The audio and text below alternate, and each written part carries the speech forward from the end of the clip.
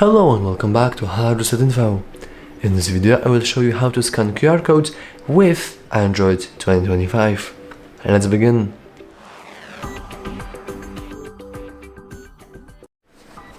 Now this may vary depending on your phone, but most of devices have built-in scanning QR codes into their camera applications.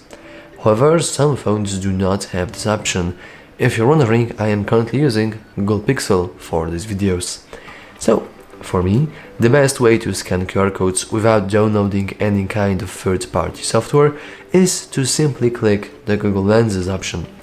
If you want a nice shortcut to Google Lenses, I would simply advise you to press and hold your finger in your home screen, go with Widgets, and scroll down into your Google Widgets.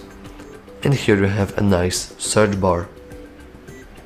And in this search bar we'll also have a shortcut to Google Lenses. If we click on it, we'll be able to simply find and make a photo of a QR code, and whenever we do, a little link should appear and it will be clickable, and we'll be able to easily scan the QR code this way. Anyway, that's all for this video. If you found it useful, remember to like and subscribe. Thanks for watching.